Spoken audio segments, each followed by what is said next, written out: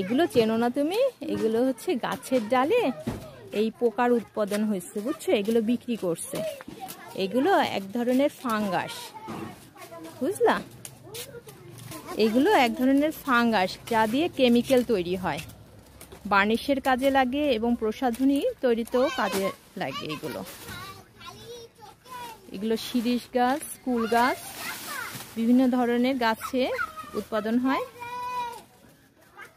যা দিয়ে কেমিক্যাল তৈরি করে এনারা। এই গাছ থেকে এইগুলো, এই চিকন চিকন ডাল থেকে যেইগুলো হয়েছে সেগুলো কিনে নিয়ে গেল। এখন এই গাছ থেকে এটা উৎপাদন হচ্ছে বলে গাছের চেয়েও এইটার মূল্য অনেক বেশি হয়েছে। প্রতি বছরই 2-3 বার এই কেমিক্যালটা বিক্রি করা যায়।